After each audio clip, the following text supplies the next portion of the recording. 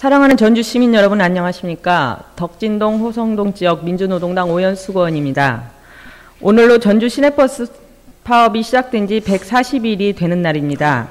또한 버스 문제 해결을 위해 버스 노동자들이 막루에 올라 단식을 한 지 32일째 되는 날이기도 합니다. 전주시가 버스 문제에 대해 법의 원칙대로 행정을 펼칠 것을 요구하면서 발언을 시작하겠습니다. 본 의원은 전주시가 버스 파업이 시작되고 현재까지 노측과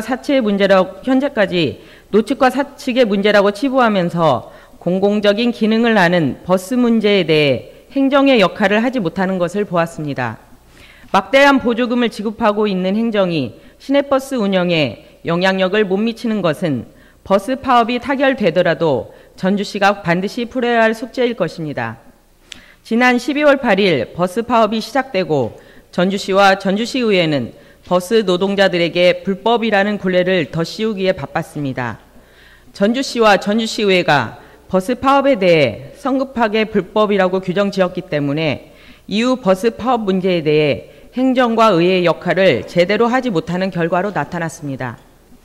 이는 전주시와 전주시의회가 버스 파업에 대해 제대로 된 역할을 할 수 없어 버스 파업이 장기화되는 한 요인이 되었다는 비난을 받아 마땅할 것입니다.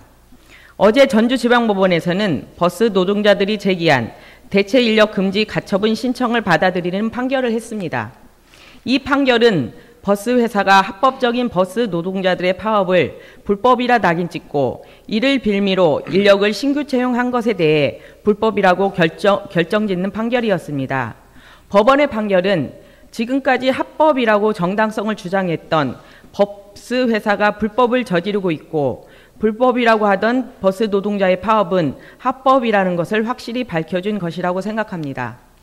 버스 회사는 산별노조이기 때문에 복수노조 규정에 해당되지 않음에도 6월 30일까지는 복수노조가 허용되지 않는다면서 한국노총 운수노조와 협상을 했기 때문에 민주노총 운수노조와는 교섭을 하지 않아도 된다는 억지 주장을 해왔습니다. 이러한 버스 회사 측의 주장에 대해 법원은 임금 및 단체 협약 체결에 관한 단체 교섭 청구에 성실히 응하여야 한다고 하였고 이를 이행하지 않을 경우 1회당 300만 원을 지급하라는 결정을 내리므로 버스 회사의 지금까지 주장이 잘못되었음을 확인시켜 주었습니다. 전주시는 버스 노동자들이 파업이 일어난 시점부터 끊임없이 절차를 거친 합법적 파업이라 주장하였어도 불법이라 하였고 대법원 판례를 들며 민주노총 운수노조와 교섭을 해야 한다는 것을 이야기하였어도 귀 기울이지 않았습니다. 전주시는 고용노동청의 입장만을 따라 행정을 해왔고 법을 따르기보다는 편의적인 행정을 해왔다는 비판을 달게 받아야 할 것입니다. 지난 22일은 전주시민과 버스 노동자들이 버스 파업이 풀릴 수 있을 것이라는 기대감을 가졌던 날입니다. 버스 파업 해결을 위한 노사정 대타협, 협상 자리가 마련되어 있었기 때문입니다. 하지만 어떻게 되었습니까?